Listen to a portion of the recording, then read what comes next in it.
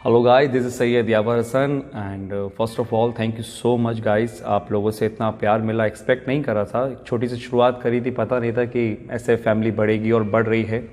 Once again thank you so much. आप लोग मेरी वीडियोस देखते हैं, पसंद करते हैं, मुझे कमेंट्स में पता चलता है। सो आज मैं एक बहुत ही इंपॉर्टेंट बात करने आया। मुझे पता है कि आप ये पूरी वीडियो देखेंगे और समझेंगे भी। एक छोटा सा इंसिडेंट हुआ सुबह मेरे साथ, तो सोचा आपके साथ शेयर करूँ मैं नॉर्मली जिम आया था सुबह एंड मैंने अपने कैमरा स्क्रीन पर देखा, जो आप अभी इस स्क्रीन पर देख रहे हैं। एक बंदा था जो पार्किंग में आया और गाड़ी के पीछे कुछ करने लगा, तो मुझे लगा पता नहीं क्या कर रहा है, मैं देखूं ज़रा। मैं उसको देख ही रहा था कि मुझे समझ में आ गया कि ये नीचे से कुछ उठा रहा है, और जो वो उठा रहा है वो रोटी है। ये वो रोटी है जो शायद 1-2 दिन से पड़ी होगी, जिसको जानवर ने भी नहीं खाया। मैं तुरंत नीचे गया और नीचे जाने के बाद मैंने उसको रोका एंड पूछा उससे कि कोई हेल्प चाहिए क्या। उसने मुझे कोई रिप्लाई नहीं करा। मैंने उससे फिर पूछा कोई हेल्प चाहिए क्या दादा। उसने मुझसे बोला कि नहीं, कुछ नहीं, मुझे मिल गया। तो उसके हाथ में जो रोटी थी वो बिखर रही थी। मैं सिरे से बता रहा हूँ मैं आपको कि वो 2-3 दिन से पुरानी रोटी होगी कम से कम, मतलब जिसको जानवर ने भी नहीं खाई। वो इतना मजबूर था कि उसको खाने को तैयार था, लेकिन मांगने को तैयार नहीं था। उसने मुझसे कुछ नहीं मांगा। स्टिल मैंने उसको फोर्स करा और मैंने पूछा कि क्या मैं आपकी थोड़ी मदद कर दूँ।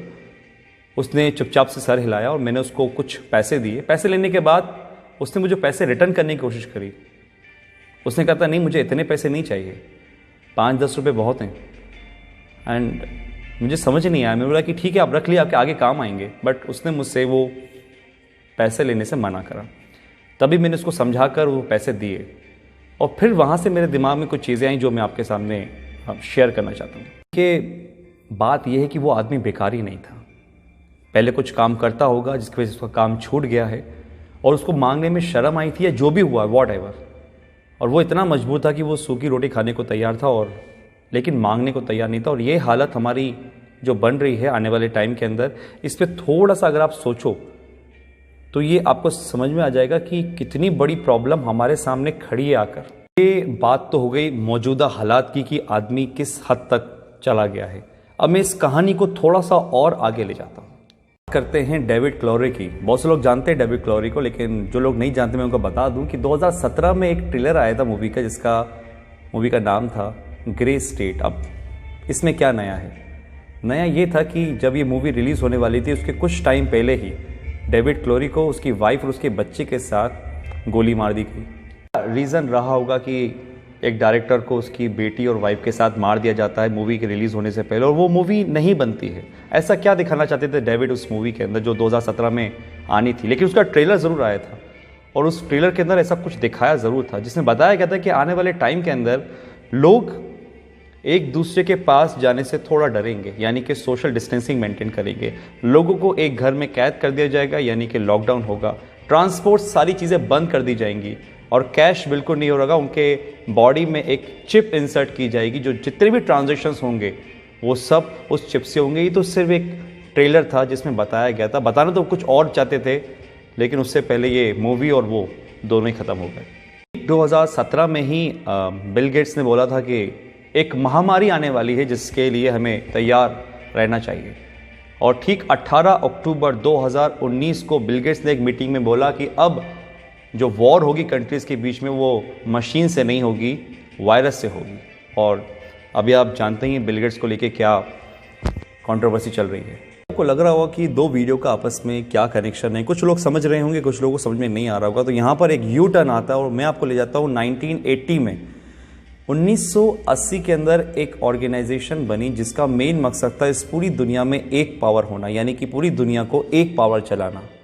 और उस पावर को उन्होंने नाम दिया था न्यू वर्ल्ड ऑर्डर। ऑर्गेनाइजेशन में ज़्यादा लोग नहीं थे, कोई सीक्रेट 100-150 लोग होंगे। और एक बहुत डरावने वाली बात इस ऑर्गेनाइजेशन की ये थी कि वो इस दुनिया की टोटल आबादी को 50 करोड़ में लाना चाह रहे थे, 50 करोड़ में। उनके टारगेट में थे वो देश जिसमें सबसे ज़्यादा पॉपुलेशन है, जिसमें हमारा इंडिया भी होता है। सबके लिए उन्होंने एक प्लान बनाया जिसका नाम था MMP, mind control, money control, population control. Control यानी कि आदमी खुद से कुछ ना सोचे, जो वो चाहें वो आप सोचो, माइंड कंट्रोल। और ये किसके थ्रू होता? मास मीडिया के थ्रू। जो मीडिया में दिखाया जाएगा वो आदमी सोचेगा। और एक कल्चर ऑफ फेयर, यानी कि एक डर का माहौल बनाना, क्योंकि डर एक ऐसी चीज़ है जो अगर दिमाग में बिठा दी जाए किसी की तो इतनी आसानी से निकलती नहीं है, और वो ऐसा हुआ है। आज बहुत से लोगों का माइंड कंट्रोल करती है मीडिया, जो वो बोलती है वो आप मानते हो। और कल्चर ऑफ फेयर, डर का माहौल, ये तो आपने देख ही रहा है जो आजकल चल रहा है। कंट्रोल यानी कि आदमी जितना हो सकता है लेस कैश, कैशलेस, या जितना हो सकता है टोटली डिजिटल, और वो आपके सामने ही है। आज हमारी डिजिटल करेंसी किस तरीके से बढ़ रही है आपको पता ही है। पॉपुलेशन कंट्रोल, और वो कैसे होगी? जिस देश की आबादी बहुत ज़्यादा, जहाँ पे बहुत सारे लोग हैं, क्योंकि एक देश की ताकत उसके लोग ही होते हैं, वहाँ की पॉपुलेशन ही होती है। तो उस पॉपुलेशन को कम करना, और आप कम करने का मतलब आई थिंक तो समझ चुके होंगे कि मैं क्या बोलना चाह रहा हूँ। इतनी बड़ी ऑर्गेनाइजेशन चला रहा है, कौन ये सब कर रहा है, ये सब आपको आने वाले टाइम में अंदर पता चल जाएगा। क्योंकि आने वाले टाइम में सिर्फ दो लोग रहेंगे, एक वो जो काम करेंगे, एक वो जो काम करवाएंगे। अगर मैं इसको स्ट्रेट फॉरवर्ड बोलूं तो राजा और गुलाम। एक वो लोग जो इस दुनिया पे राज करेंगे, और एक वो लोग जो उन राज करने वालों की गुलामी करेंगे। ऑर्गेनाइजेशन का एक एजेंडा था, एजेंडा 21, यानी कि 2021 तक इस काम को पूरा करना। और 2020 जब से स्टार्ट हुआ है, आपको पता है सब क्या हो रहा है। लाखों लोग हैं जो समझ पा रहे हैं इस बातों को, लेकिन करोड़ लोग हैं जो इस बातों को नहीं समझ पा रहे। एजेंडा 21, 2021 तक इन काम को पूरा करना। और अगर सीरियसली इस बातों में कुछ भी सच्चाई है तो हम बहुत बड़े खतरे में गाइस। ये वायरस आया जो कि हमारा है नहीं, किसी और देश से आया है। हम आपस में ही लड़ रहे हैं, कोई धर्म के नाम पे तो किसी काम के नाम पे। और जो इस एजेंडा का सबसे बड़ा फंडा था कि लोगों को आपस में लड़वा दो, आज हमारे घर में हम छोटी छोटी सी बातों पर विवाद कर लेते हैं। आज अगर हम घर से बाहर निकलते हैं तो हमारे घर वाले इस चीज़ के लिए प्रोटेस्ट करते हैं कि भैया घर से बाहर नहीं निकलो, बाहर जाओगे तो मर जाओगे। ये दिमाग में हमारे किसने भरा? कौन कंट्रोल कर रहा है हमारे दिमाग को? आप खुद समझदार हैं। बहुत से लोग बोलेंगे कि यार ये तो कुछ कहानी जैसी लग रही है, तो कहानी सही, क्योंकि जो अभी मौजूदा हालात हैं कोरोना से लेकर, ये भी कोई फिल्म की स्टोरी से कम नहीं है, जो बढ़िया से स्क्रिप्ट करी गई है और बहुत अच्छी तरीके से प्ले हो रही है।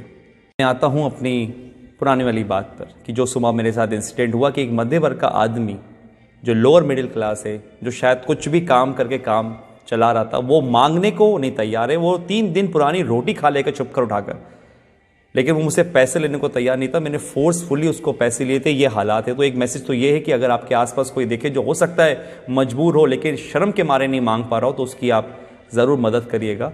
इतना तो हम लोग अंदाज़ा लगा लेते हैं कि कौन परेशान है कौन नहीं। दूसरी बात, अगर ये बात सही है कि जो 1980 में एक एजेंडा चला, एजेंडा 21, डर का बिजनेस, अगर ये सही है तो गाइस आप लोग समझिए, संदीप महेश्वरी, मिस्टर रॉय चौधरी, ऐसे बहुत से लोग हैं, बड़े बड़े डॉक्टर्स हैं जो आपको समझाने की कोशिश कर रहे हैं कि इसका मॉर्टेलिटी रेट बहुत कम है, 0.01%।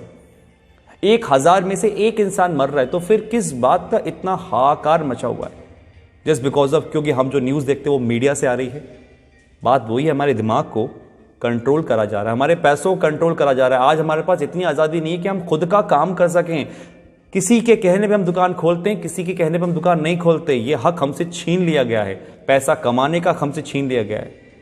हम खुद से आज कुछ नहीं कर सकते। ये कहीं वो एजेंडा 21 तो नहीं? अगर है तो आज डर छोड़िए, अपनी इम्यूनिटी पे काम करिए, दिमाग लगाइए, लॉजिक समझिए।